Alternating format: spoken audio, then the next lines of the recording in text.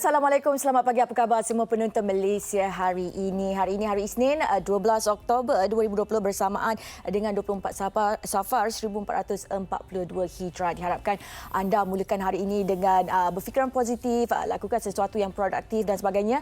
Terima kasih kerana memilih kami di Malaysia hari ini. Dan hari ini saya tidak berkeseorangan kerana saya ditemani oleh rakan yang setelah beberapa minggu tidak bersama kami. Tentunya di studio hari ini bersama Ahmad Fetri. Apa khabar? Assalamualaikum. Alhamdulillah makin baik dan terima kasih untuk anda yang memberikan doa-doa yang terindah pada saya sepanjang berada dalam tempoh ujian term bertenang. Hari ini kembali untuk anda untuk memberikan pelbagai informasi dan juga maklumat. Kami bersedia untuk memberikan anda sebanyak mungkin apa yang berlaku dalam negara khasnya untuk meninjau bagaimana perkembangan khasnya COVID-19 yang belum lagi berkesudahan. Dan kita doakan yang terbaik untuk anda yang sedang diuji. Sebab sekarang ini kita melihat bahawa kes makin meningkat. Tapi terkawal kerana kita melihat berfokus kepada satu tempat sahaja. Pada masa yang sama kita juga melihat di dunia juga ada peningkatan yang ketara. Dan sehingga detik ini kita bersiaran di MHI dilaporkan lebih 37.6 juta kes yang dilaporkan. 3.76 juta kes sebenarnya. Dan lebih sejuta kematian di seantero dunia. Dan kita tahu sekarang ni COVID-19 kita telah memasuki gelombang yang ketiga di mana kita perlu lebih bersiap siaga, lebih mematuhi segala SOP yang telah ditetapkan oleh kerajaan dan sebagainya. Kerana kalau kita lihat antara kes-kes positif yang tertinggi di Malaysia setakat ini berada di Sabah, di mana di Sabah sahaja terdapat banyak kes-kes positif yang telah direkodkan dan seterusnya di sekitar Selangor. Kalau kita dapat lihatkan terdapat ini yang statistik semalam dengan 561 kes dan banyak kes ataupun majoritinya berlaku di Sabah dengan 488 kes. Dan kalau melihat kepada pecahan lagi, kita melihat bahawa yang kita paling bimbangkan inilah tentang kadar kebolehjangkitan. Dan juga melihat kepada statistik yang diberikan 133 yang sembuh. Dan perjuangan kita hari ini banyak fokus kepada di Sabah. Yang tadi saya sebutkan kesnya 488 kes. Dan dapat kita kongsikan di situ antara yang tinggi ialah di Kota Kinabalu, di Penampang, Papar, Putatan.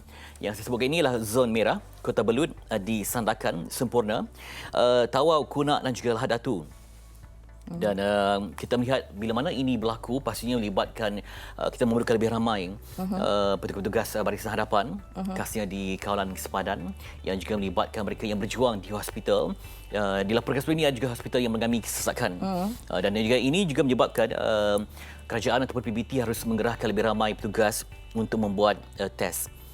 Ini termasuk pekesanan kontak yang mungkin terlibat dengan kes tertentu. Jadi perjuangan yang cukup berat kepada petugas barisan hadapan. Kita doakan mereka dapat menempuhi ujian ini dengan sabar dan juga penuh profesional. Kerana kita dah masuk ke bulan yang ketujuh sebenarnya. Nasilah ya.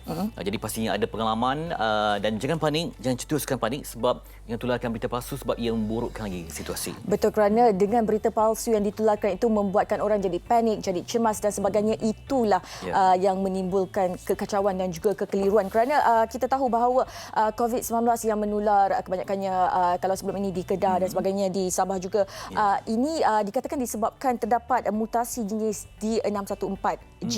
Itu kata orang tu adalah jenis yang mudah merebak dan mempunyai kebolehjangkitan yang sangat tinggi. Dan katanya juga banyak kes-kes di Kedah dan juga Sabah yang menyumbang kepada gelombang ketiga yang berlaku ketika ini.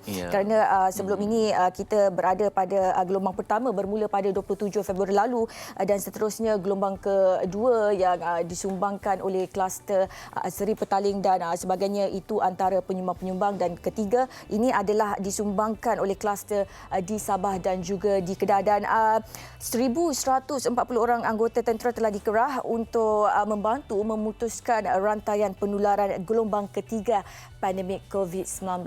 Dengan pecahan kluster baru yang kami paparkan tadi, kita harapkan keadaan terkawal termasuklah di Selangor dan di Kuala Lumpur, kluster Sungai Wing dan juga kluster Bah Bandel di wilayah Kesultanan Labuan. Jadi bila mana melihat kepada pertambahan kes ini, sebelum ini terlihat terkawal disebabkan ianya berpusat misal kata di penjara ataupun di kawasan tertentu. Dan kali ini pun kalau di Selangor kita melihat ada perintah ataupun arahan supaya menutup kompleks bilah tertentu untuk proses disinfeksi dan juga proses untuk perkesanan kontak. Walaupun hanya ada seorang dua tetapi amat penting sebab ia melibatkan pergerakan. Betul. Kita bimbang sama ada yang lebih pantas ialah contact tracing ataupun penyebaran virus berkenaan. Betul, itu jadi, yang pentingnya kan bila kita masuk ke pusat membeli belah itu untuk kita scan MySejahtera dan sebagainya, ambil suhu dan sebagainya untuk direkodkan supaya kita tahu tahap adakah kita mempunyai gejala ataupun simptom COVID-19 ini ataupun tidak. Sebab kadang-kadang seorang tak bergejala. Betul, ada yang tak bergejala, itulah yang orang kata bom jangkanya sebenarnya. Sebab kita tak tahu kita bergejala, tiba-tiba kita ke sana ke sini, pergi ke pusat membeli belah dan sebagainya, itu yang menyebabkan masalah COVID-19 ini semakin memburuk. Penjarakan fizikal yang sebelum ini kita gunakan penjarakan sosial dan walaupun kita hari ini setiap hari banyak sekali walimah tapi amat penting untuk mematuhi SOP, tiada sentuhan walaupun hanya dengan kita salam di hujung jari saja tidak dibenarkan sebab semua orang ada mungkin kita bimbang walaupun yang tak bergejala itu yang paling parah sekali sebab ia tak ada sebarang simptom sakit tekak ke demam dan juga kalau mesti kita buat pengesanan suhu. Misalnya kita dalam kenderaan jadi sejuk. Dia mungkin menurunkan sikit suhu Betul.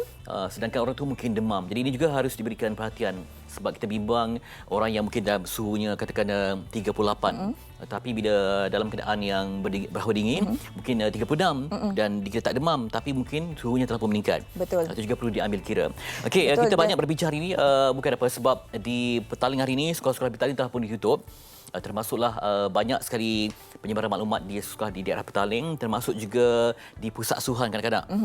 Di Taska, di Tadika yang terpaksa ditutup termasuklah penjagaan harian ataupun daycare sebab ini dah masuk ke zon merah. Semua ibu bapa harus menyusun jadual. Misalnya kita dah terbiasa anda bekerja, suami isteri bekerja, anak ditinggalkan di mana? Bila mana berlaku penutupan di Tadika. Semua melibatkan perancangan dan juga melibatkan penjadualan semula aktiviti harian kita. Betul, itu yang disebabkan oleh pandemik COVID-19 ini.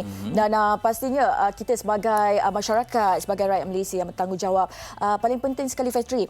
Kalau kita mungkin bergejala dan sebagainya ataupun kita ada ke kawasan yang berpotensi terdapat penularan wabak COVID-19 ataupun jika kita mengalami simptom-simptom dan sebagainya, jika kita tidak sempat dan sebagainya, apa kata kalau kita lakukan kuarantin kendiri, itu yang penting dan terutamanya kepada anda yang disahkan positif COVID-19 dan diberi gelang merah jambu itu, pastikan anda bertanggungjawab, jangan keluar ke mana-mana dan sebagainya kerana itu boleh menyumbang kepada pertambahan angka positif COVID-19 ini. Baik, kita dapatkan maklumat kebimbangan berkaitan dengan menangani gelombang ketiga di talian Dr. Siti Aisyah Mokhtar yang merupakan pakar perubatan kesihatan awam bahagian kawalan penyakit Kementerian Kesihatan Malaysia KKM untuk berkongsi bagaimana tentang persediaan mereka pada mendepani gelombang ketiga. Tadian Dr. Siti Aisyah dapat kita hubungi secara visual juga untuk melihat kesungguhan pihak KKM dalam mengenai isu ini.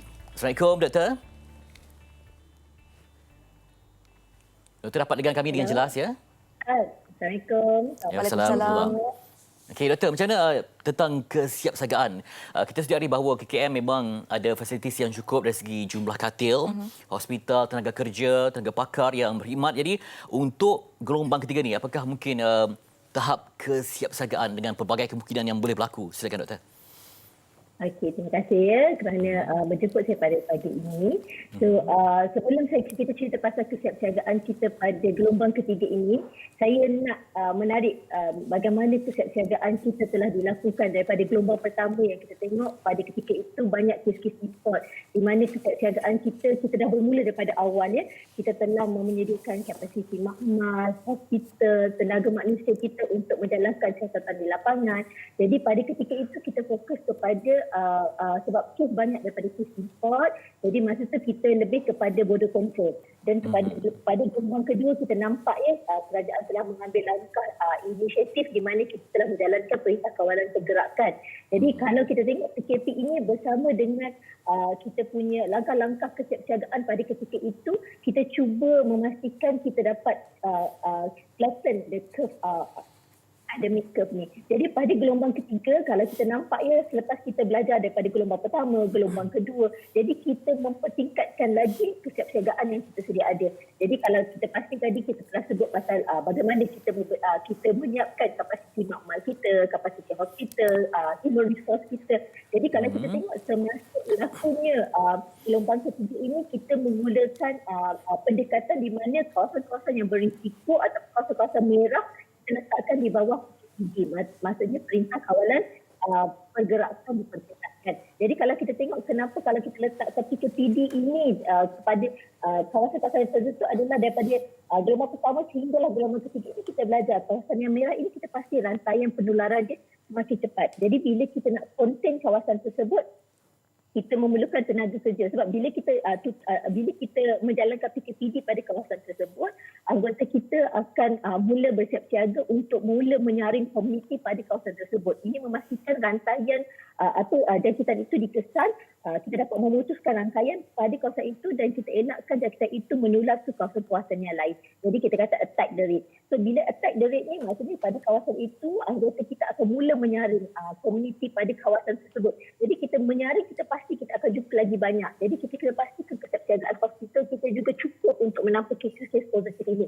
Maka kita mampu untuk menjalankan ujian-ujian sebegini dan juga anggota lapangan kita mampu menjalankan saringan, jalankan siasatan. Jadi kalau kita tengok betapa masifnya satu hari lebih ataupun kita tengok beratus orang disaring dan dalam masa 2 minggu ini lebih daripada 2,000 masyarakat akan disaring menggunakan dan ujian akan dijalankan ke atas mereka. Jadi ini adalah langkah di mana kita menggunakan pendekatan yang apa yang kita belajar sebelum ini, kita attack the rate, kita protect the grade. So ini yang kaedah yang dilakukan oleh kita Kementerian Kesihatan Doktor, Malaysia. dari segi tadi sebutkan tentang untuk saringan itu, apa cabaran untuk membuat saringan dengan jumlah yang semakin besar ini? Mungkin ada cabaran di kawasan tertentu seperti kawasan pedalaman, apa cabaran yang ditempuhi sekarang ini? Ya. Okey, so kita nampak bila kita mulakan massive screening ini ataupun mass screening di kawasan merah, kita berfokus kepada mereka-mereka yang berisiko, terutama sekali mereka yang tinggal di kawasan yang memang kepadatan kita tengok kes-kes positif terlalu banyak di sana. Jadi kita terpaksa prioritaskan kawasan-kawasan yang mana kita akan buat dahulu. Itu adalah nombor satu. Jadi bila nak buat, of course kita tahu tenaga manusia juga diperlukan dengan sangat banyak. Di mana kalau kita tengok dekat sini, kita di Kementerian Kesihatan Malaysia kita ada satu kita panggil unit mobilisasi. Di mana dekat unit ini bukan mula ditubuhkan sekarang tapi dia telah ditubuhkan pada awal lagi. So, jadi kita akan tengok dekat mana keperluan tenaga manusia kita gerakkan sama ada dekat dalam negeri itu sendiri ataupun kita terpaksa mengerahkan ataupun mobiliskan tenaga manusia kita dari seluruh Malaysia untuk membantu. Sebab kita pasti PKPD ini dijalankan 2 minggu. Jadi kita kena pastikan penularan ataupun saringan ini dijalankan dalam masa 2 minggu. Jadi tenaga manusia merupakan satu cabaran yang sangat atau kritikal yang kita perlu hadapi semasa PKPD ini dijalankan. Nombor 3 adalah kapasiti makmal dan juga kapasitas hospital. Di mana saya maklumkan sebelum ini, kalau kita tengok bila kita saring banyak, kita akan jumpa lagi lebih banyak kes yang akan dimasukkan hospital. Jadi kesiapsiagaan hospital, kita pastikan hospital yang menerima kes tersebut bersedia untuk menerima jumlah yang banyak. Okey. Kapasiti makmal. Kita pastikan juga sampel-sampel yang dihantar akan dihantar dan kita membelaskan makmal-makmal yang menjalankan ujian COVID-19 ini di seluruh Malaysia. Jadi kita pastikan keputusan ujian itu dapat dijalankan dengan segera dan keputusan itu dapat diperolehi dengan segera. Okey, baik doktor, difahamkan ramai pegawai-pegawai petugas kesihatan yang dihantar ke Sabah untuk membantu mereka di Sabah menangani masalah pandemik COVID-19 ini dan bagaimana proses mobiliti staf ataupun jururawat dari Semenanjung ke Sabah ini dan boleh doktor terangkan bagaimana ini mampu membantu tim Kementerian Kesihatan Malaysia di Sabah itu nanti? Okey, macam saya terangkan tadi kita ada satu unit di CTRC kebangsaan ini kita panggil unit mobilisasi di mana ditubuhkan awal lagi sejak awal pandemik lagi kita dah jangkakan sekiranya kes berlaku ataupun surge capacity berlaku, jadi kita terpaksa mobilisasi human resource kita. Jadi unit ini dia akan memantau bagaimana lokaliti yang memerlukan pertambahan anggota daripada segi anggota perubatan ataupun anggota kesihatan awam. Jadi bila kita nampak bila ada berlaku satu lokaliti yang merah contohnya kita ambil dekat Sabah, ada beberapa lokaliti yang kita jalankan PKPD di mana kita tahu human resource dia sangat memerlukan tenaga human resource yang sangat tinggi. Jadi kita dekat sini kita telah ada inventory anggota-anggota kita. Jadi kita dah bersiap sedia dengan senarai anggota yang mana kita perlu mobilisasikan, sama ada dekat kawasan tertentu ataupun kita mobilis ke kawasan-kawasan yang sepatutnya. Jadi kalau kita tengok, kita ada dua ya, kita ada mobilisasi untuk anggota perubatan dan juga kesihatan awam, di mana kita tahu di perubatan dia lebih kepada perawatan kes positif, dan di mana di kesihatan awam kita memerlukan anggota untuk jalankan siasatan, untuk menjalankan swab, untuk jalankan penilaian risiko di lapangan sendiri. Jadi itu antara yang fungsi ataupun kepentingan untuk unit mobilisasi ini dalam keadaan sebegini.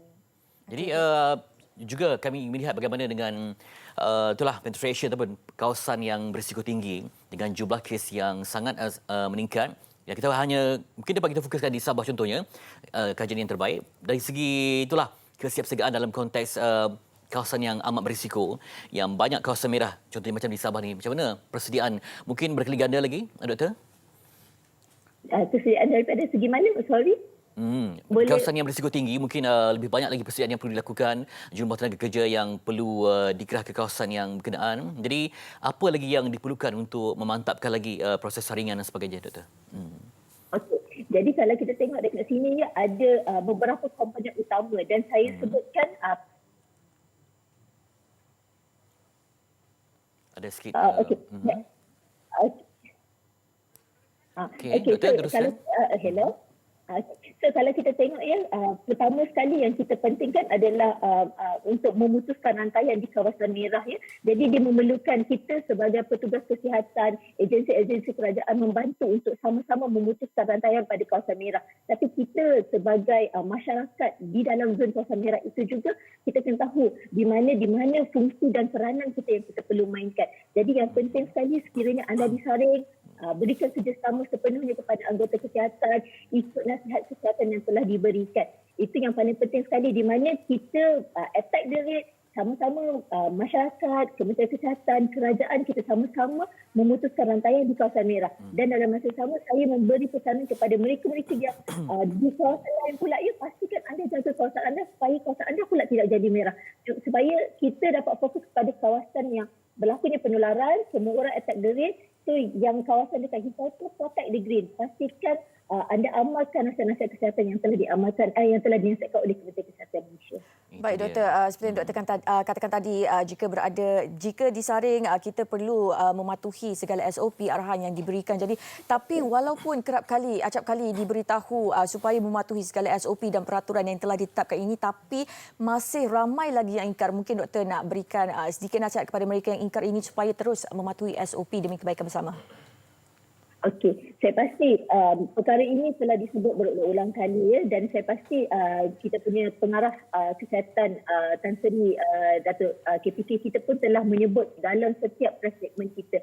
Tapi kita menyampaikan dan kita harap masyarakat dapat membudayakan. Jadi tugas kita sebagai Brigadier Abkhaz ya, Kementerian Kesihatan Malaysia, kita memaklumkan supaya masyarakat untuk mengikuti nasihat, dan kita harap masyarakat bersama-sama untuk menasihatkan ahli masyarakat yang lain. Jadi kalau kita tengok konsep ini, kita telah garapkan dekat dalam satu kempen kita yang dipanggil membudayakan norma baharu, di mana kita menekankan amalan CAPT ya, cegah dan didik, amal, patuh dan pantau. Jadi yang penting elakkan 3C, amalkan 3W dan juga patuhi SOP. Baik, terima kasih Doktor atas penjelasan yang diberikan Dr. Siti Aisyah Mokhtar, pakar perubatan kesihatan awam bahagian kawalan penyakit Kementerian Kesihatan Malaysia. Ya, patuhi SOP sebab tadi doktor ada menyebut tentang bagaimana tentang pola perubahan ya. Bermula dulu kita lihat banyak kes import. Jadi tumpuannya di kawasan sepadan di border. Kemudian beralih pula kepada kes sepatan. Dan mungkin tiba-tiba kita panik sebab kes yang meningkat terlalu tinggi. Mungkin kerana ia bertumpu di kawasan yang memang sesak dan padat seperti di penjara. Dan kita mendoakan yang terbaik sebab kali ini berlaku ialah pergerakan ataupun petugas kita ke Sabah dengan untuk menangani temunyantuni kes yang tinggi. Tadi disebutkan juga tentang jumlah saringan yang besar. Kadang yang tak bergejala itu yang menimbulkan itulah panik ya. Betul. Mungkin di hari ini dibuat. Jadi ingat dia negatif, dia boleh keluar sesuka hati. Jadi ini juga menyebabkan ianya kalau misalnya kata orang tu memanglah peringkat awal diuji negatif, tapi bila mana sebenarnya positif. Tapi bila mana lepas itu dia berinteraksi, bersosial, akan meningkatkan lagi julat keboleh jangkitan kepada orang lain. Betul. Itu yang pentingnya seperti yang dikatakan oleh doktor tadi, supaya kita perlu membudayakan norma baru ini, supaya kita mematuhi setiap apa yang telah diberitahu kepada kita dan sebagainya, kerana kitalah frontliner sebenarnya, petugas barisan hadapan sebenarnya, kerana kita perlu menjaga diri kita sendiri daripada terkena virus COVID-19 ini. Baik, kita juga ingin melihat bagaimana ada juga individu yang diarahkan bila mana penutupan sebuah kompleks belah itu menyebabkan semua premis itu ditutup untuk proses disinfeksi dan program minyak kuman dan sebagainya supaya tidak ada yang selektif. Sebab kita bimbang, kita tak tahu di mana pergerakan individu yang mungkin positif itu, jadi ditutup ke semuanya. Dan bagaimana penerimaan individu itu sendiri untuk melakukan pengesanan kontak ini dan juga membuat ujian COVID-19. Kita bersama dengan salah seorang pekerja yang terlibat dalam perkara ini, iaitu Cik Rosli Mokhtar di talian. Assalamualaikum. Waalaikumsalam warahmatullahi wabarakatuh. Apa khabar Cik Rosli? Alhamdulillah sihat, alhamdulillah. Cik Rosli, macam mana ketika menerima berita ataupun arahan supaya bila berlaku perkara ini di tempat anda bekerja, macam mana dari segi anda melihat penerimaan arahan itu daripada pihak majikan kepada anda? Adakah ianya lancar dan sempurna dan menerima reaksi yang baik dan mudah difahami oleh anda sebagai pekerja? Silakan. Setakat ni semalam kita dah buat swab test untuk COVID kan. Pertama. So setakat ni alhamdulillah semuanya berjalan lancar lah. Mudah semua. Alhamdulillah mudah. Setakat ni berjalan lancar. Jadi anda akan bercuti selama beberapa hari? Semua arahan dipatuhi lah. Semua arahan kita aku tengok semua pun okey lah. Bentuk kepatuhan. Jadi ketika bertugas sebelum tahu terdapatnya kes positif COVID-19 di pusat belah tersebut, bagaimana pematuhan pekerja-pekerja terhadap SOP yang telah ditetapkan? Okey, kita orang staf bahagian shopping mall tu diarahkan untuk cuti seminggu.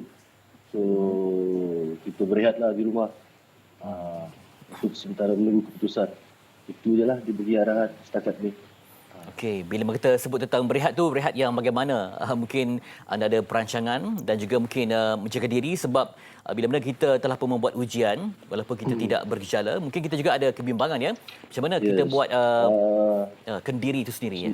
Semalam kita orang pun dia ada beritahu kalau boleh selagi keputusan itu belum dapat, janganlah keluar rumah dulu.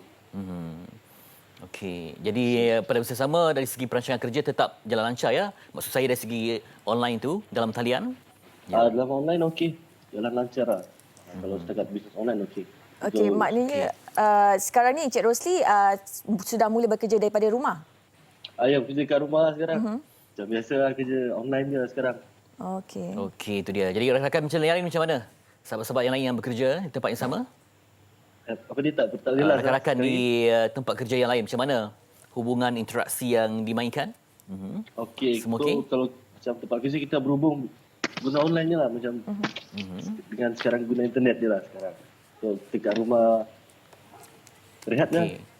Jadi yang penting Cik Rosli tidak panik dengan sebarang arahan dan juga penutupan sebuah tempat. Yang paling penting memberikan kerjasama terhadap semua arahan. Itu penting ya. Setakat ni kita orang kena bagi kerjasama lah. Kena patuhi lah. Pasal benda ni kan main-main kan.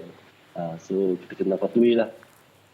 Okey, semalam Cik Rosli baris berapa lama untuk mendapatkan giliran membuat ujian? Rasa tak lama, dalam 2 jam, 3 jam kita tunggu dah settle lah alhamdulillah. Tak lama, sekejap je.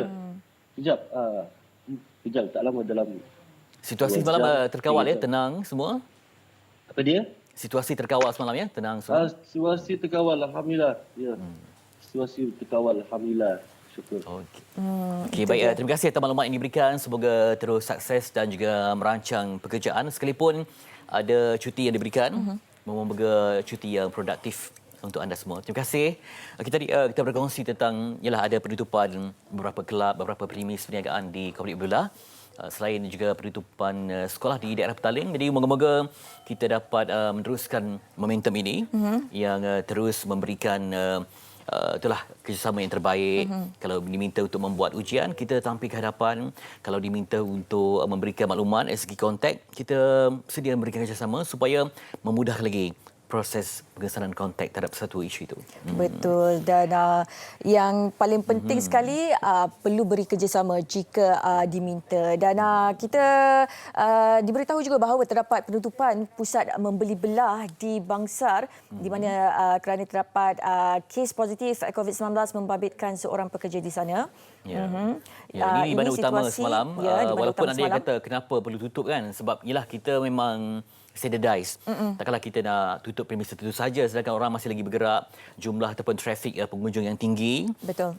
Sekalipun kita dah ada ilmu pengalaman selama 6-7 bulan tapi tidak membedai. Sebab kita pun sedari bahawa mutasi genetik itu berbeza dan kemungkinan kita bimbang ia juga ada kategori yang penyebab utama ke dan sebagainya. Jadi yang terbaik adalah tutup dan beri peluang kepada PBT untuk melaksanakan proses penyakumanan dan juga ataupun disinfeksi dan proses yang lain. Sebab ia adalah pekerja yang sangat mencabar dengan jumlah kawasan yang luas dan sebagainya. Okey, itu sikit kita berbincang lebih mendalam hari ini. Kita melihat dari segi mobiliti ataupun pergerakan petugas ke Sabah, kemudian cabaran semasa, juga cabaran dari segi untuk mengurangkan keboleh jangkitan itu yang paling kita harapkan. Okey, baik. Sekarang kita nak mulakan dengan perkongsian di akhbar utama. Antaranya hari ini kita memilih untuk berkongsi di berita harian. Tajuk utamanya mengenai KKM perlu ramai sukarelawan ke Sabah. Di sini katanya KKM memerlukan lebih ramai petugas perubatan dan kesihatan menawarkan diri sebagai sukarelawan untuk dihantar ke Tawau, Lahad Datu, Semporna dan Kota Kinabalu bagi membantu menangani lonjakan kes COVID-19 di Sabah, dan perinciannya di halaman keempat di mana di sini katanya KKM rayu tenaga sukarela, dan setakat ini seramai 475 petugas kesihatan pelbagai kategori dan skim perkhidmatan sudah dikerahkan ke 4 kawasan itu, dan mobilisasi pasukan bantuan secara dalam negeri di Sabah dilakukan sejak awal peningkatan bilangan kes COVID-19 di negeri itu, dan setakat Khamis lalu seramai 249 anggota bahagian perubatan dan 48 anggota bahagian kesihatan awam digerakkan secara dalaman di Sabah, manakala 130 anggota bahagian perubatan dan 48 anggota bahagian kesihatan awam pula digerakkan dari negeri lain ke Sabah, dan semua petugas Barisan Harapan ini telah bersiap sedia menjalani tugas di lapangan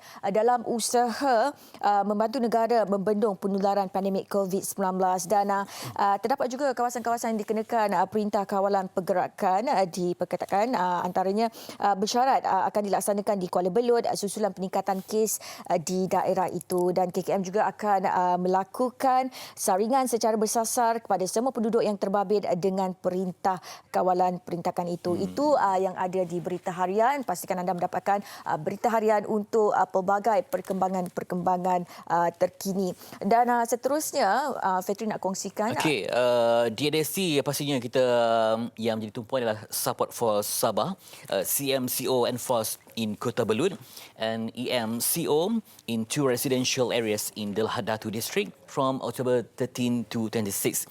Dan perkara yang ingin saya highlightkan di sini adalah tentang bagaimana hospital dan juga makmal yang membuat ujian ini telah pun diperkemaskan dengan adanya outsourcing.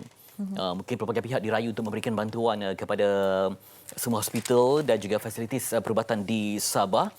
Dan sebab kita sedia arif dengan peningkatan kes malam, 488 kes yang bertumpu di Sabah dengan 3 kluster baru yang pasti memberikan cabaran tersendiri kepada petugas perubatan.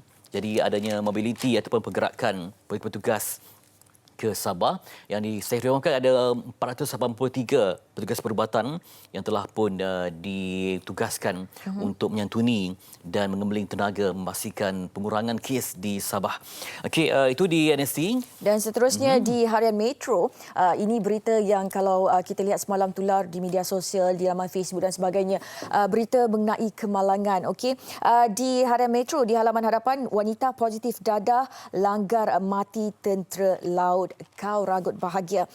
Dan perinciannya di halaman 8 di mana di sini katanya pemandu kereta Pro 2 Myvi yang terbabit dalam kemalangan dengan dua kereta lain di kilometer 4 Jalan Johor Bahru Kota Tinggi mengakibatkan seorang lelaki maut ditahan untuk membantu siasatan dan difahamkan wanita berusia 23 tahun yang didapati positif dadah jenis metafetamin dipercayai tiada lesen memandu. Selain cukai jalan kenderaan, terbabit juga sudah tamat tempoh. Dan siasatan awam dapati punca kemalangan berpunca apabila kereta dipandu wanita terbabit dipercayai hilang kawalan dan terbabas. Dan akibat kemalangan terbabit juga pemandu Honda Accord mengalami kecederaan parah di bahagian kepala dan disahkan meninggal dunia di lokasi kejadian. Takziah kami ucapkan kepada mangsa yang terlibat dan inilah kata orang kan bahannya dadah. Okey, dan sikit paparan di utusan ini tentang pelajar Ikatan 4 antara 5 ditahan dalam kes rogol. Dan ini berlaku di Dungun. 5 lelaki termasuk seorang pelajar Ikatan 4 ditahan polis hari ini bagi membantu siasatan kes rogol mabitkan kanak-kanak berusia 12 tahun di sebuah ladang kelapa sawit. Dan Ketua Polis Daerah Superintenden Baharudin Abdullah berkata, kelima-lima suspek yang berusia 16 hingga 23 tahun itu ditahan bagi membantu siasatan. Dalam kejadian pukul 9 malam, mangsa yang menunggang motosikal seorang diri mengambil ibunya untuk pulang ke rumah dan diarahkan berhentikan motosikal. Salah seorang suspek yang dikenali sebagai kawan daripada kenderaan itu membonceng motosikal mangsa dan membawanya ke sebuah ladang kelapa sawit sebelum merogol bersama dengan 4 rakan yang lain. Ini berita yang amat mendukacitakan sebab kita nak membina generasi yang ilmiah, yang berbudi, yang berakhlak. Bila mana pada usia yang sebegini, yang belum pun sempat mengambil SPM telah pun terjebak dengan kancah rogol. Ini amat mendukacitakan sebab kita ialah harapan berkorban untuk membina bangsa yang mulia terjejas dengan adanya amarah dan juga nafsu syahwat ini. Baik, okey, paparan di akhbar. Selesai. Itu semua yang ada di akhbar hari ini dan kita nak berehat seketika dan sekembalinya nanti kita akan bersama Profesor Madya Dr. Amir Siddiq Amir Nordin yang akan berkongsi mengenai masalah kesihatan mental. Pastikan anda terus setia bersama kami di Malaysia Hari Ini.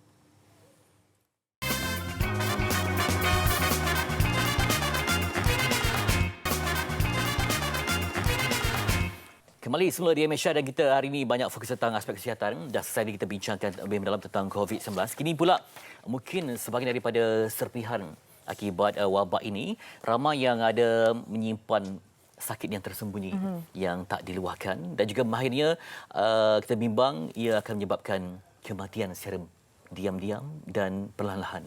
Betul, kerana jika kita tidak mendapatkan pertolongan atau bantuan dan sebagainya, ia boleh menyumbang kepada kematian jika tidak dikawal. Dan untuk memperincikan mengenai masalah kesihatan mental yang kita kira semakin membimbangkan di negara ini, bersama kita di studio hari ini adalah Profesor Madya Dr. Amir Siddiq Amir Nordin, pakar perundingan dan psikiatri. Apa khabar Doktor? Assalamualaikum. Baik. Terima kasih. Sama. Kalau doktor, kadang-kadang orang tu mungkin siangnya nampak ceria, malam mungkin mengurung diri dan sebagainya. Dan itu sebab doktor melihat bagaimana dari segi perkembangan selepas kita memiliki pelbagai perubahan di dunia ini dengan pandemik dan sebagainya. Mungkin karakter yang dulu ceria bertukar murung, yang dulu mungkin nampak bersama dengan rakan mula menyendiri. Jadi ia adalah satu perkara yang sangat serius.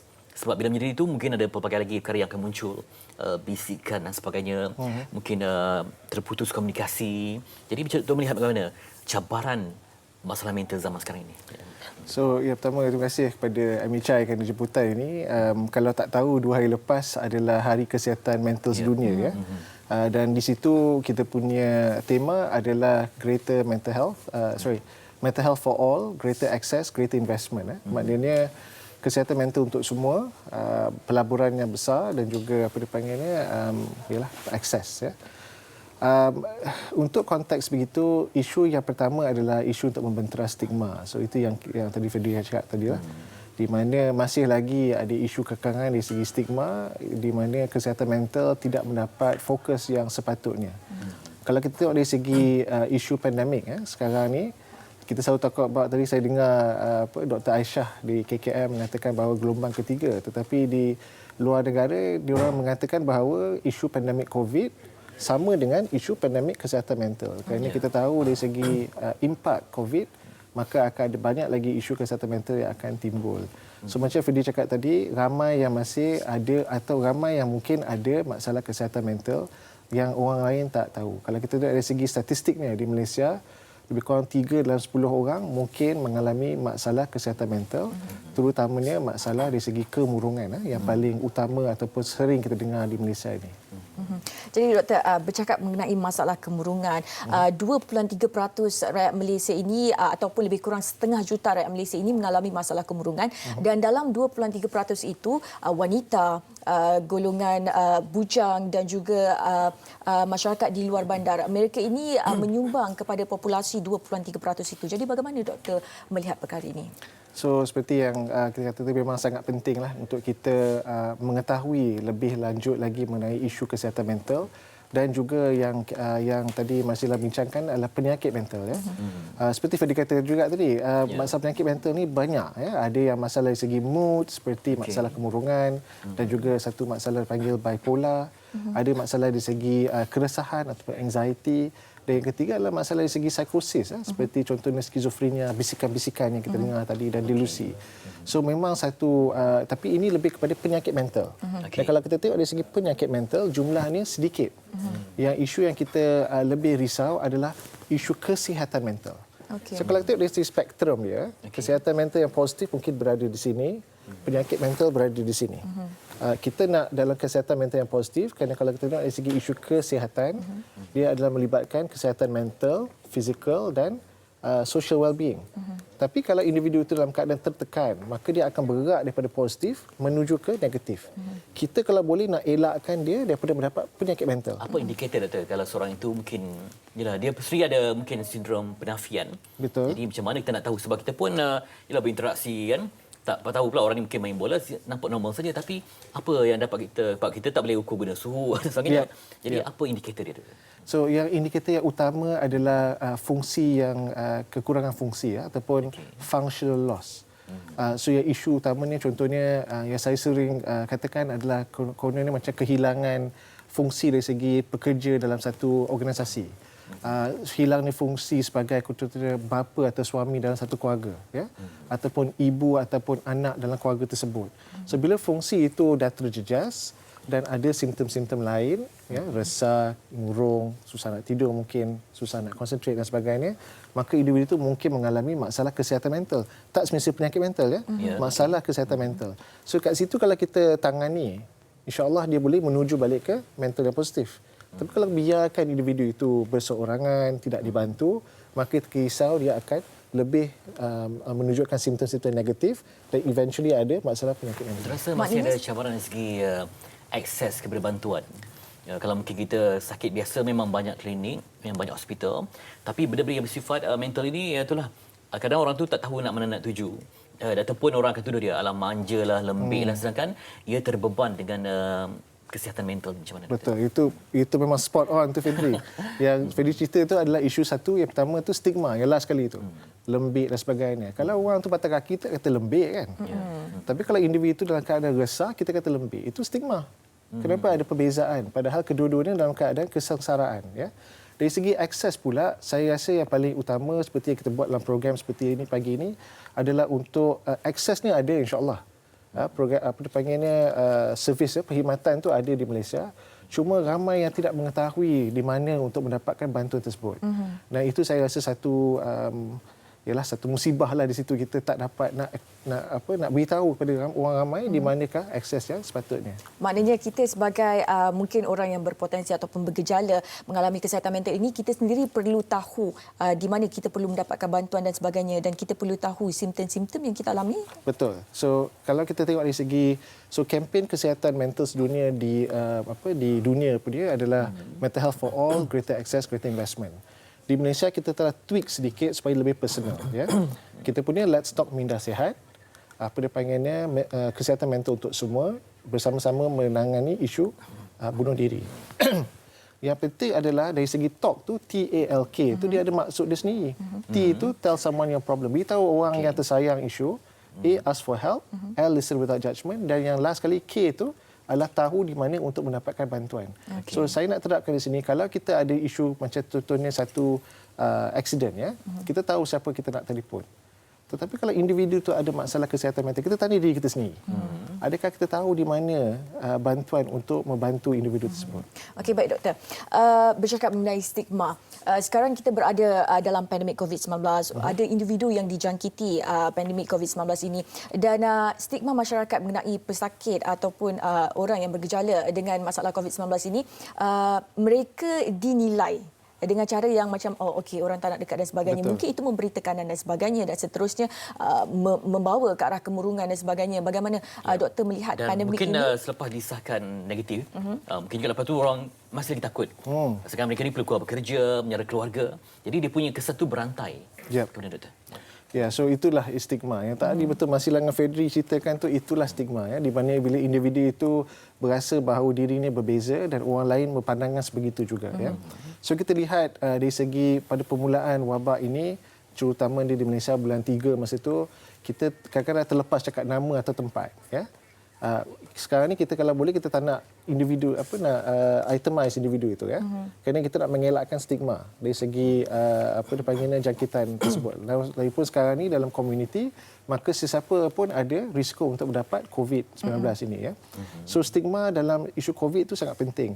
Tapi kalau kita pecahkan lagi kepada isu dari komuniti pula, kalau kita rasa individu itu rasa tertekan dengan stigma pandemik COVID, kita bayangkan bahawa pesakit kita yang ada isu kesihatan mental ini akan mengalami stigma sebegini setiap hari selepas dikatakan mempunyai masalah kesihatan mental ini. Doktor, Okey, boleh baik. terangkan sikit secara ringkas bipolar ini bagaimana? So bipolar merupakan satu penyakit mood disorder di mana individu itu akan mengalami beberapa simptom yang agak ketara. Satu tu biasanya dia akan terlalu gembira dan kadang-kadang pada masa itu dia mungkin tidak perlu tidur dengan baik, banyak bertenaga, cakap dengan banyak, ya. Dan membuat benda-benda yang mungkin agak mengelirukan untuk orang ramai lah, berbelanja wang walaupun tak ada. Dan di samping tu dia mungkin akan ada dips, macam depression di mana dia akan murung, tak dapat masalah tidur, tak bertenaga, dan benda ni akan mungkin berkali-kali berada dalam kehidupan dia, menyebabkan banyak isu-isu dari segi sosial terutama dan juga ekonomi dan fungsi kepada individu tersebut. Baik, kita hari ini dapat berkongsi juga pengalaman dengan individu sakit bipolar yang sudi ditemu bual, dan kita dapat berinteraksi secara langsung dengan beliau secara video call. Dan di talian video call kita pada hari ini adalah Muhammad Faris Nazrin Khairun Nazir, bekas pesakit bipolar. Assalamualaikum. Waalaikumsalam warahmatullahi. Apa khabar Faris? Alhamdulillah sibuk. Okey. Sebab mungkin masa kita terhad, mungkin dapat Faris rumuskan ataupun ceritakan bagaimana peringkat awal anda mengesan dalam kategori bipolar ini. Silakan. Ya. Bagaimana saya mengesan ya? Okey, bagaimana saya mengesan pada waktu itu? Okey. Saya masih lagi berada di college dan ketika itu saya berasa sangat down, rasa depressed dan sampai tak boleh nak pergi ke kelas, tak boleh nak fokus, sampai ke CGPA saya pun agak merudum lah pada ketika itu. Dan ada ketikanya pada waktu itu saya amat bertenaga sampai tak tidur beberapa malam untuk menulis cerpen dan novel. Dan saya boleh tulis cerpen sepanjang 30 hingga 40 muka surat dalam masa satu malam sahaja. Jadi pada ketika itu saya ingatkan ianya hanyalah satu attitude ataupun behavior saja kan. Jadi saya tak anggap benda ini sebagai satu penyakit disebabkan saya sendiri tak ada pendedahan terhadap penyakit mental dan sebagainya. Jadi saya hidup dalam keadaan begitu hampir bertahun-tahun jugalah. Jadi macam mana, apa turning point dia, Faris? Apa turning Ya. point, titik perubahan dah bertahun-tahun. Jadi macam mana boleh tahu ada orang yang motivasi ke pergi berjumpa doktor ke? Ataupun anda sendiri yang rasa perlu ke depan, tak boleh dah hidup macam ni? Apa turning point dia?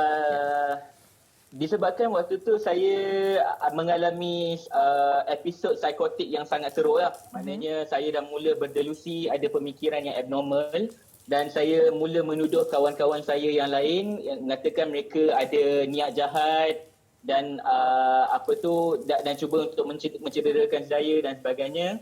Jadi disebabkan itu kawan saya merasakan bahawa benda ini perlu dibantulah. Jadi mereka membawa saya ke klinik swasta dan pada waktu itu doktor memang macam suspek saya ni ada skizofrenia. Jadi dia menulis surat referral untuk saya ke hospital dan pada ketika itulah saya dapat diagnosa bipolar disorder type 1. Okey, baik. Faris sekarang ni masih lagi mengalami masalah bipolar. Jadi dan difahamkan Faris juga sudah berkahwin dan bagaimana penerimaan isteri Faris sendiri? Alhamdulillah sebelum kami kahwin lagi memang kami berdua memang mengetahui penyakit masing-masing. Pada ketika itu dia pun masih lagi dalam rawatan untuk merawat dia punya major depressive disorder di Jordan. Dan kemudian selepas dia habis belajar di Jordan, dia balik ke Malaysia dan pada ketika itulah kami berkenalan sesama sendiri. Dan sepanjang waktu pengenalan kami tu kami lebih fokus kepada macam mana nak memberi sokongan apabila salah seorang daripada kami mengalami episod. Jadi memang tiada Jadi maknanya sebelum berkahwin tu Faris dan isteri masing-masing telus tentang masalah yang dialami? Betul. Kami memang jujur dengan sesama sendiri, tiada rahsia lah, maksudnya tiada cover up atau apa, memang kami 100% beritahu apa yang perlu dibuat ataupun apa yang kami sendiri alami ketika episod tu datang baliklah. Faris, adakah perkara ini memang jadi perkara yang rahsia antara orang terdekat ataupun anda sedia bercerita pada waktu itu? Sebab mungkin lagi takut persepsi negatif kan? Jadi macam mana dengan penerimaan keluarga, sahabat-sahabat, rakan sekerja supaya benda ini tidak menjadi rahsia? Patutnya dikongsi untuk anda nanti dapat dibantu. Macam mana tu? Okey, persepsi keluarga dan kawan-kawan waktu tu memang tidak memuaskan lah. Maksudnya pada waktu tu tahun 2016 macam tu. Waktu tu tiada lagi public figure yang tampil ke hadapan untuk bercerita tentang mental health awareness dan pada ketika itu stigma terhadap mental illness agak kuat lah, agak tinggi. Jadi bila saya memberitahu keluarga, kawan-kawan, masih lagi ada yang mengaitkan penyakit mental ni dengan kelemahan iman. Dan ada segelintir tu memang secara jujur beritahu saya yang mereka memang takutkan saya lah. Disebabkan stigma mereka mengatakan saya ni macam gila lah. Okey, doktor mungkin nak tanya sesuatu kepada Faris. Wah, saya nak ucapkan tahniah kepada Faris kerana beberapa perkara ya. Satu dalam perkahwinan yang nampak bahagia kalau tengok gambar tu. Yang kedua dari segi sekarang di tempat kerja ya. So ini dua perkara yang kadang-kadang stigma untuk pesakit mental adalah tidak dapat berkeluarga dan tidak dapat bekerja. So Faris nampak ni dah memang membentera stigma tu ya. Yang ketiga tu saya juga dengar tu bahawa Faris dalam rawatan dan alhamdulillah rawatan pun dalam keadaan yang baik. So kita doakan yang terbaik untuk Faris. Okey. InsyaAllah, terima kasih. Okey, Faris pernah tak tempur detik kecemasan dengan isteri? Mungkin ada waktu yang peak, tiba-tiba berlaku perkara yang tak diingini dalam pandangan pasangan tu? Pernah tak berlaku peristiwa yang mencebaskan? Peristiwa kecemasan, yes. Ada beberapa kali lah memang saya berada dalam situasi kecemasan di mana memang saya pada ketika itu ada tendensi untuk membunuh diri, suicide. Jadi pada ketika itu memang wife sendiri daripada tempat kerja terpaksa ambil emergency leave untuk pulang ke rumah dan membawa saya ke emergency lah. Ataupun ada satu ketika tu memang saya sendiri yang mempunyai kekuatan untuk pergi ke bahagian emergency dengan sendiri. Maknanya drive sendiri sampai ke hospital. Jadi Faris, secara ringkasnya mungkin Faris boleh memberi pesanan ataupun nasihat kepada mereka yang mengalami masalah-masalah kesihatan sebegini. Apa nasihat Faris kepada mereka di luar sana? Mungkin perlu cepat-cepat dapatkan rawatan dan sebagainya? Nasihat saya kepada semua pejuang penyakit mental mental illness, ketakutan itu adalah sesuatu yang memang fitrah manusia apabila kita tak kenal benda yang sedang menghantui kita. Jadi InsyaAllah kita cuba sama-sama berdepan dengan ketakutan itu supaya kekuatan kita makin lama makin bercambah dan dapatkan rawatan dengan segera pada profesional, contohnya macam psikiatris dan juga psikologis.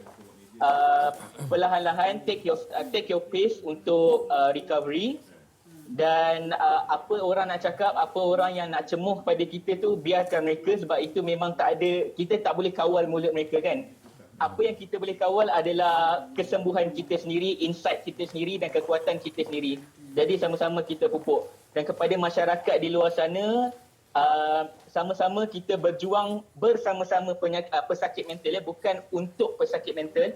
Berjuang bersama-sama pesakit mental untuk mengurangkan stigma masyarakat terhadap penyakit mental. Dan terimalah kami seadanya sebab kami pun berhak untuk berada dalam society itu.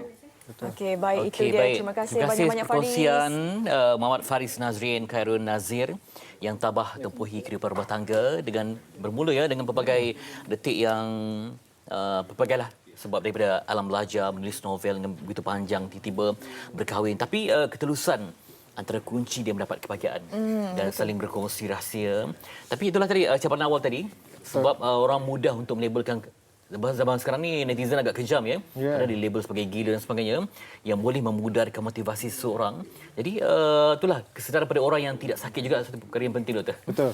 Supaya melihat mereka ni bukan sebagai individu yang pelik ataupun yang bermasalah, sebabnya harus dibantu, Doktor. Betul. Saya memang setuju sangatlah. Itu sebab kita kata tadi antara TALK itu, L tu listen without judgment, dengar tanpa prejudis. Kadang-kadang orang dia nak meluahkan isi perasaan hati dia. Lepas tu kita cepat nak kasih bantuan. Kadang-kadang orang tu nak kita dengar je dulu. Itu yang pertama. Tapi kalau kita detect bahawa individu itu mengalami isu macam tadi Faris cerita kan, dan nampak macam tak sihat, kawan dia tu memang baguslah dapat detect yang dia ni nampak macam ni dah lebih daripada biasa ni. Dan yang penting sekali, know where to find help. Tahu di mana untuk mendapatkan rawatan tersebut. Tadi Faris cerita dia pergi ke hospital swasta, contohnya klinik swasta. Tetapi di Malaysia ni kita memang bersyukur kan, kita memang ada sistem kesihatan yang agak baik dan sangat baik, di mana untuk mereka yang mungkin ada isu tapi tak tahu di mana, boleh telefon 15999 talian kasih. Terutama dalam masa COVID ni, kita memang ada talian kasih untuk isu kesihatan mental. Di samping itu juga Befrienders Kuala Lumpur juga dapat membantu. Kalau diorang detect bahawa individu ni mungkin memerlukan bantuan yang lebih sedikit, dia mungkin akan arahkan ke klinik kesihatan.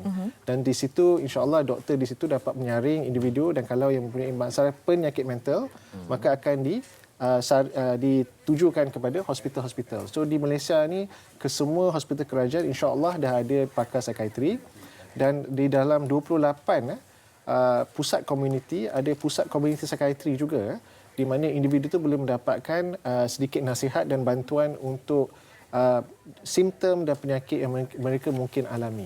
Itu dia. Baik, Kalau Doktor. dalam sebab tadi ia melibatkan orang yang terpelajar mungkin ada akses kepada pendidikan. Bagi orang yang mungkin di kawasan yang katakan di ceruk kampung, ataupun pada usia belasan tahun yang diuji dengan kemiskinan, mungkin isu-isu kekeluargaan, dia lebih teruk lagi. Sebab itu saja dunia dia. Tak ada ruang untuk tampil ke depan bercerita. Jadi dia menanggung dugaan depression itu sepanjang hidup.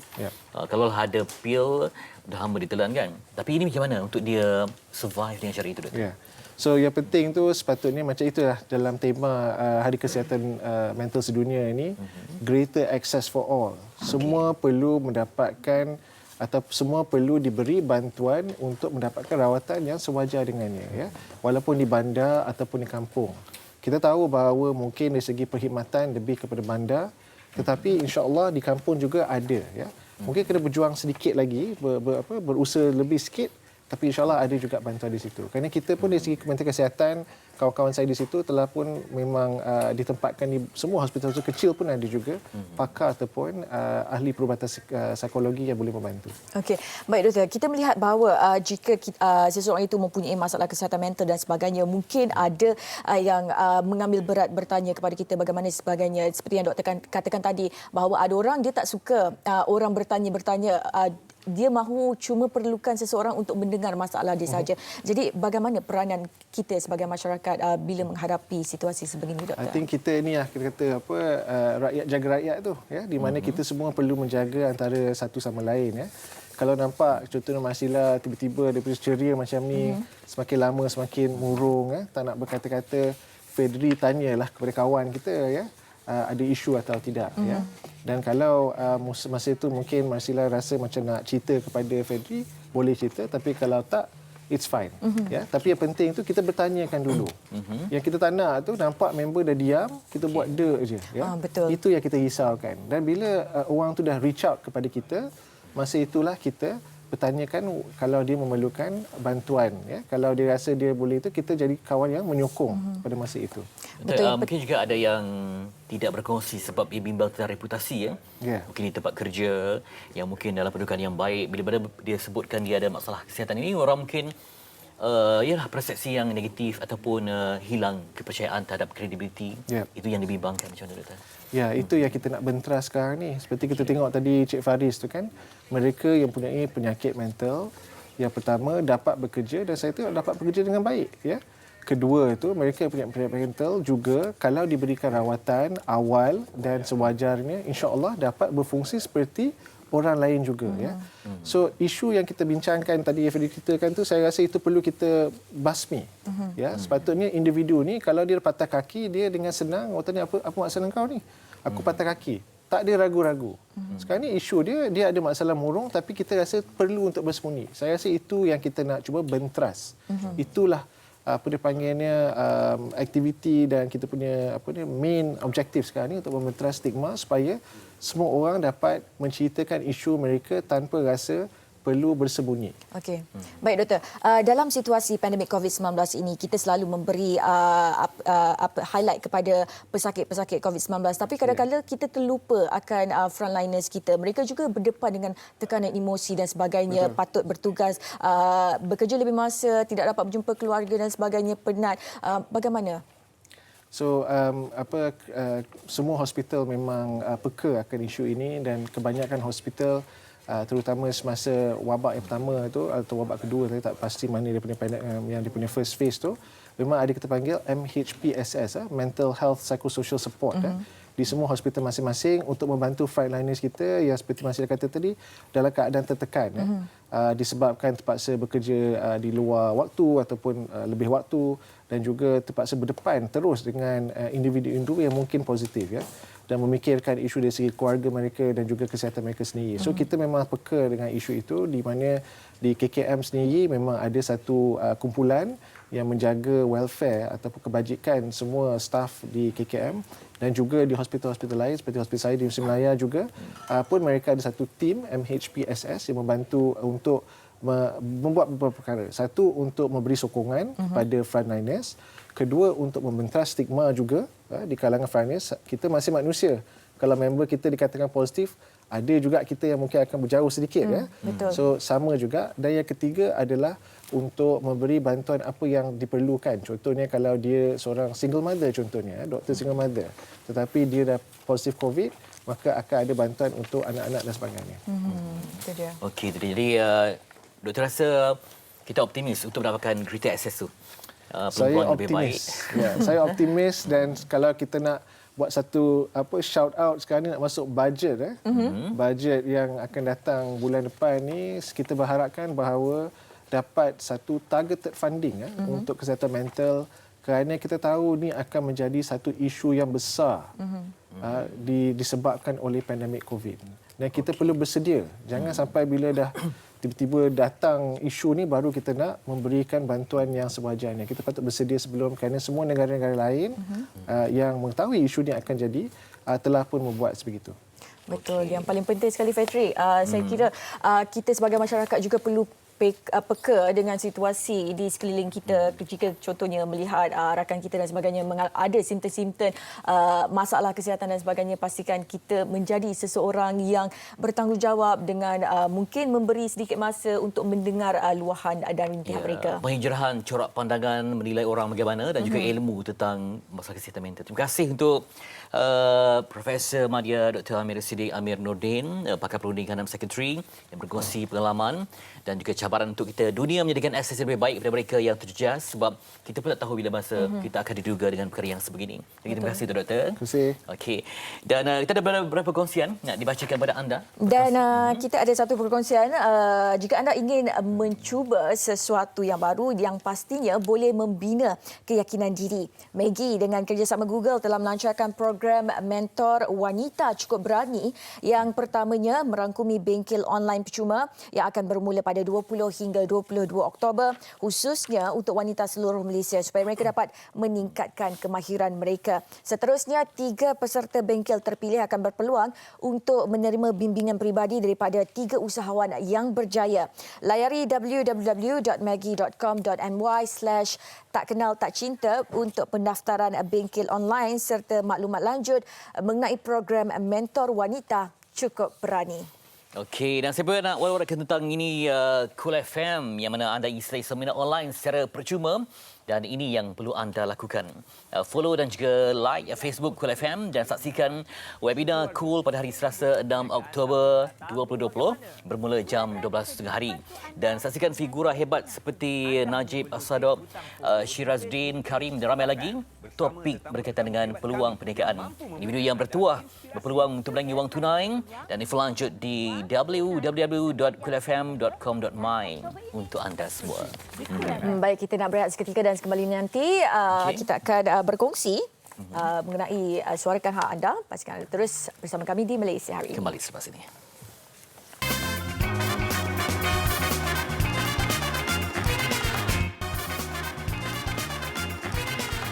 Okey, kita kembali di Malaysia dan kita nak berbincang tentang Speak Out 2020, suarakan hak anda.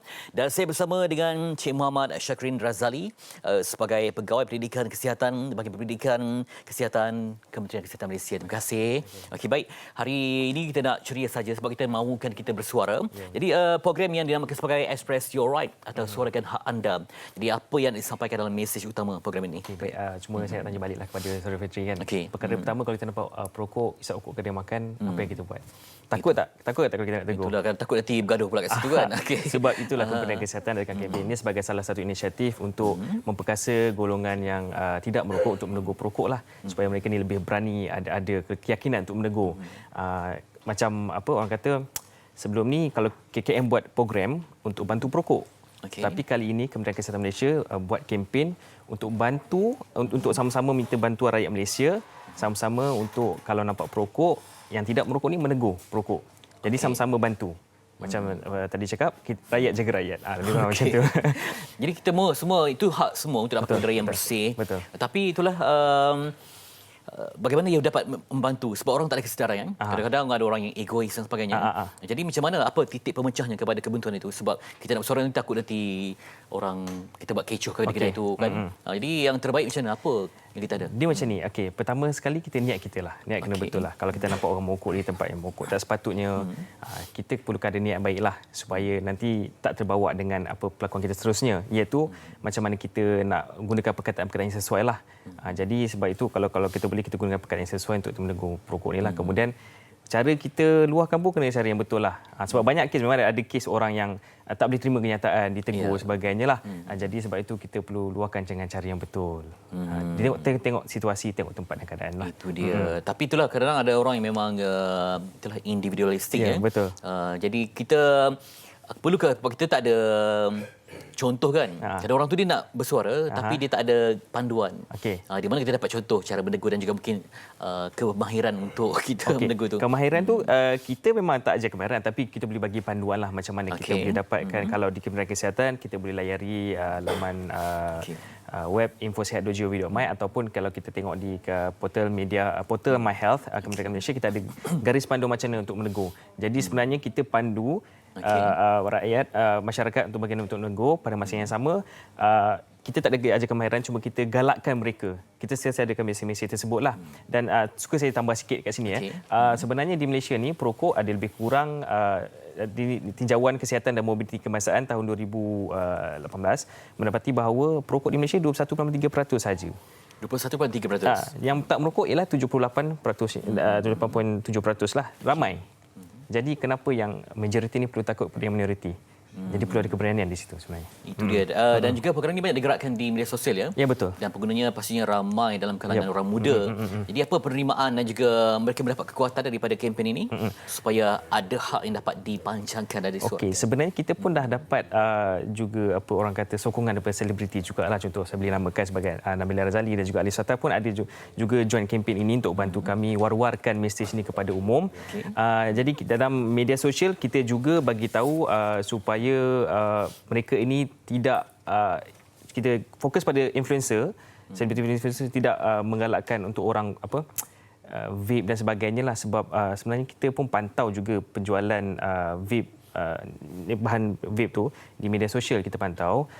Jadi sekarang sedang berluasa, jadi sebab tu kita approach media sosial lah untuk mendekati mereka ni. Kadang-kadang sebab sekarang ni zaman seorang pegang telefon kan. Betul. Adakah cara terbaik kita ambil gambar, video ataupun viralkan? Ataupun macam mana yang dinasihatkan oleh KKM sendiri? Okey, baik. Saya suka nak cakap satu lagi benda. Okey, kalau kita nampak orang pakai glamping keluar, cepat je kita ambil gambar, kita sebarkan di media sosial. Apa kata kalau kita buat perkara yang sama untuk orang yang merokok di tempat sepatutnya. Contoh macam di kedai makan. Ambil gambar, hantar ke 038892 call di 0388924530. Kita akan ambil maklumat mengenai tempat dan di manalah. Kalau boleh ambil gambar, kemudian WhatsApp, minta nombor WhatsApp di talian telefon tersebut. Kadang yang datang kedai ni pun tak ada kesedaran sivik ya. Betul. Sebab di situ mungkin adanya bayi, orang tua yang pesakit dan sebagainya. Tiba-tiba mereka ni boleh dengan sewenang-wenangnya menghembuskan asap di situ. Betul. Sebab kita pun mungkin mereka terlupa tentang bahaya asap rokok sekunder ni kan. Okey, asap sekunder ni kalau kita tahu, kalau dia merokok, asap rokok tu kalau dia rokok, itu asap sekunder. Dan contoh misal katalah sekarang ni pandemik COVID. Jadi kalau dia ada COVID, dia merokok secara tak langsung, itu salah satu medium dijangkiti oleh COVID. Ini berdasarkan kajian WHO lah. Okey, kemudian asap rokok tertiar ni saya suka tambah sikit lagi. Asap rokok yang mana dia melekat di permukaan dinding. Jadi secara tak langsung kesan dia tetap sama dengan orang yang merokok dan yang tidak merokok, tetap sama. Dia mengambil partikel-partikel kimia tu. Ya, jadi segera digerakkan, bagaimana respon ataupun sambutan setakat ini? Alhamdulillah, kita dah terima banyak maklum balas yang baik daripada pihak luar, terutama daripada agensi luar lah. Contohnya banyak tempat kerja yang sekarang ni dah panggil kami untuk bagi talk, bagi panduan macam mana kita nak gerakkan komuniti kerja itu di sendiri. Ada kita juga program di sekolah melalui program Happily yang dilaksanakan oleh KKM. Banyak yang dah panggil untuk kita war-warkan kempen ini lah, dan menerima respon yang sangat baik pada ibu bapa. Itu dia semoga sukses. Mungkin ada sebarang website ataupun apa-apa info yang boleh berkerujuk. Okey, untuk berhenti merokok boleh call 8883 4400. Di situ kita boleh ada apa-apa persoalan mengenai syarat berhenti merokok, syarat kempen speak out dan sebagainya, boleh hubungi talian tersebut. Dan juga jangan lupa jomquit.moh.gov.my. Di situ kalau nak perokok di luar sana, nak berhenti merokok, just register saja di sana. Okey, terima kasih untuk Encik Muhammad Syafrin Nazari sebagai Pegawai Pendidikan Kesihatan, bahagian Pendidikan Kesihatan KKM, berkongsi tentang speak out. Moga-moga ada hak yang dapat kita suarakan kepada orang ramai dan berhenti merokok, dan juga anda kena fahami hak orang lain untuk dapatkan udara yang bersih. Sekali lagi terima kasih tu. Baik, terima kasih. Kita akan bersaksikan nanti akan muncul Irfan Haris di MHI kembali selepas ini.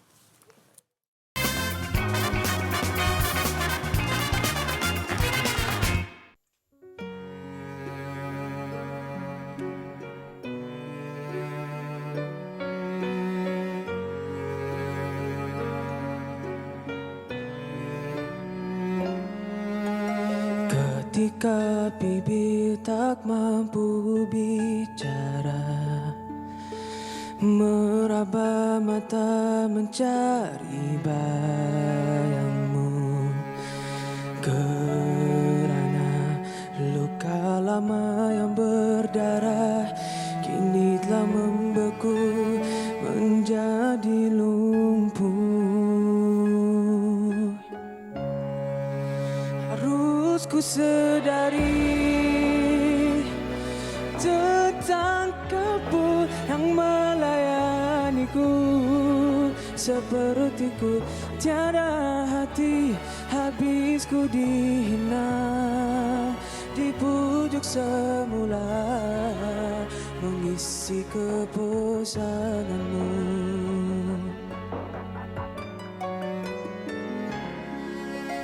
Aku mainan, aku lah boneka. Anggaplah saja ku tak punya rasa, kerana hanya aku yang mengalah demi terus menjaga ikatan ini. Harus ku sedari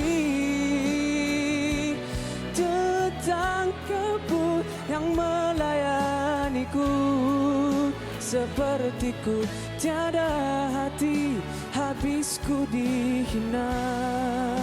Di pujuk semula mengisi kebosananmu,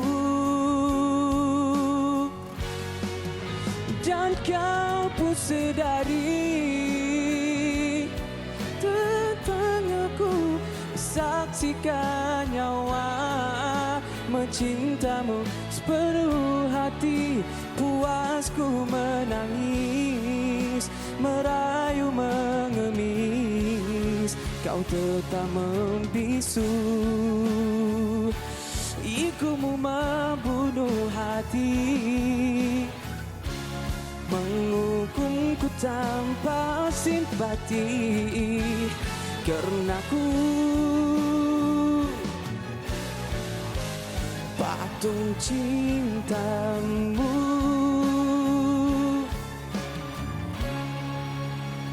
Terus ku sedari tentang kamu yang melayaniku, sepertiku tiada hati, habis ku dihina. Di pujuk semula mengisi kebosananmu, dan kau pun sedari tentang aku, bersaksikan nyawa mencintamu sepenuh hati, puasku menangis, merayu mengemis, kau tetap membisu.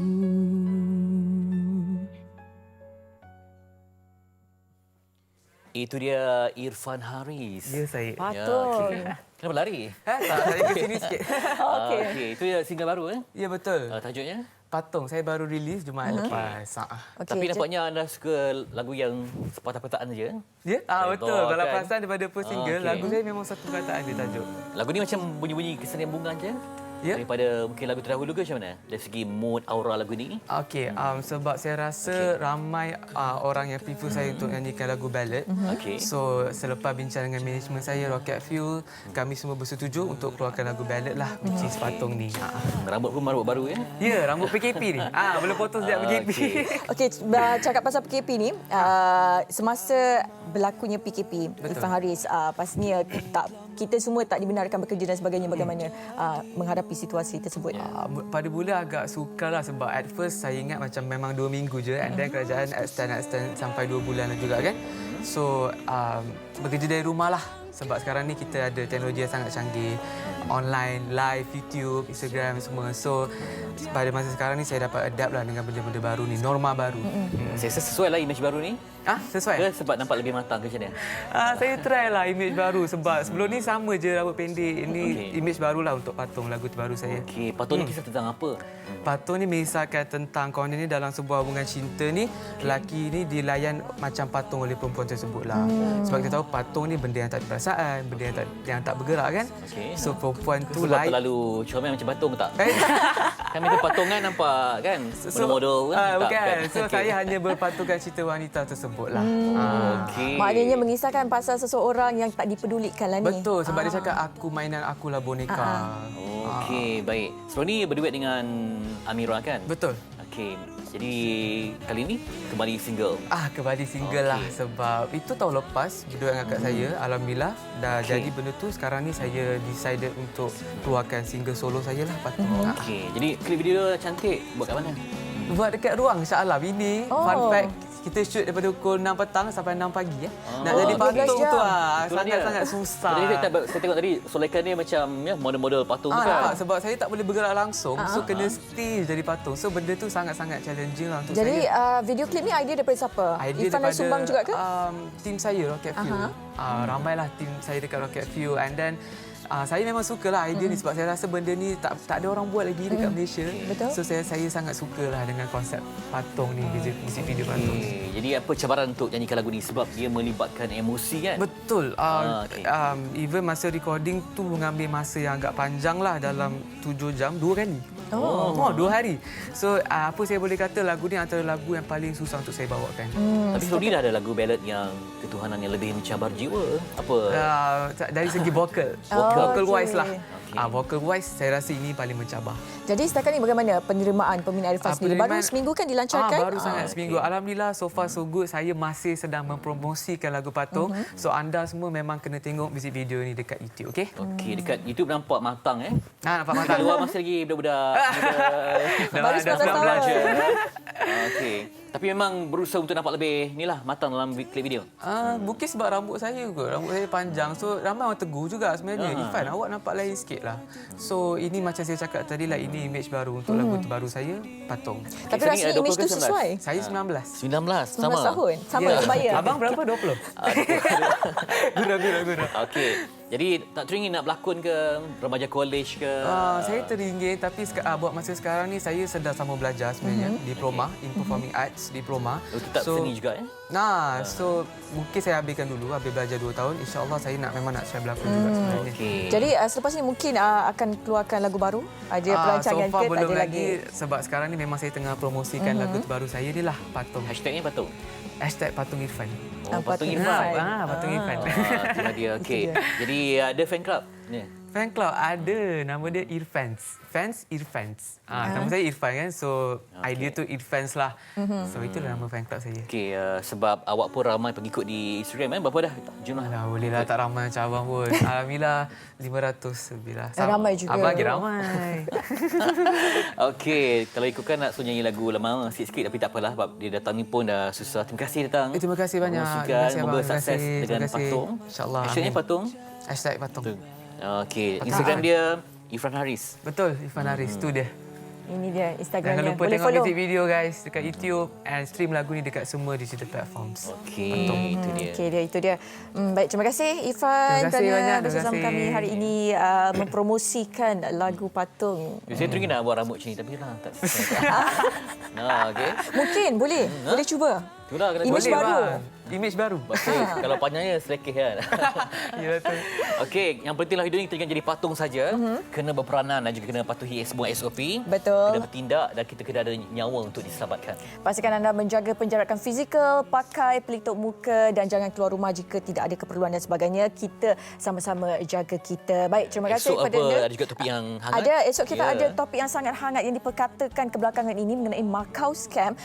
Jadi ingat kepada orang ramai, kepada anda semua, pentingkan penjagaan kesihatan anda di kala pandemik COVID-19 ini. Dan juga tiada istilah sebenarnya cuci duit.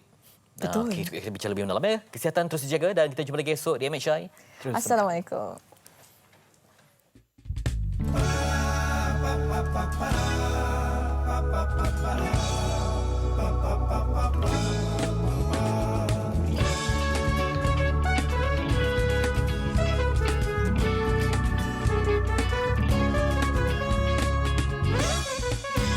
Entah malas ku fikir lagi, watak lakonanmu acah suci.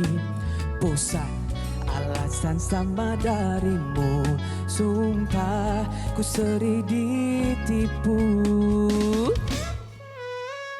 Engkau menukar teman lagi, karena dia handsome seperti Remy. Tapi ku tahu kebenarannya, engkau tak ikhlas bercinta. Honey, honey, jangan risau, ku tak peduli tentang kamu, pacar kamu, tentang kamu berdua. Honey, honey, bukan madu. Hai honey, honey, hanya racunmu jula kita tak jadi.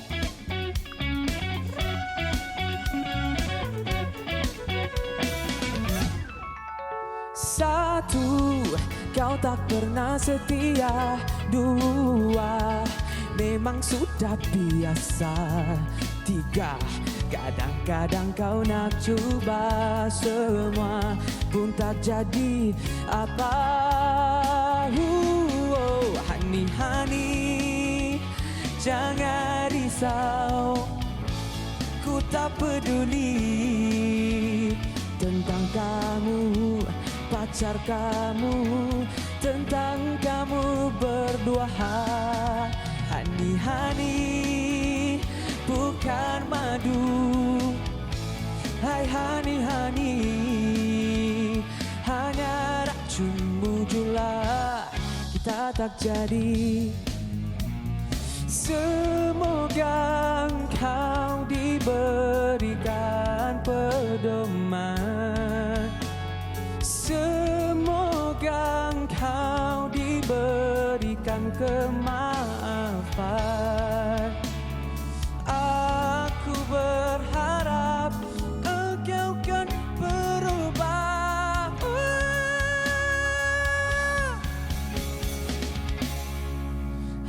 Hani, jangan risau, ku tak peduli tentang kamu, pacar kamu, tentang kamu berdua.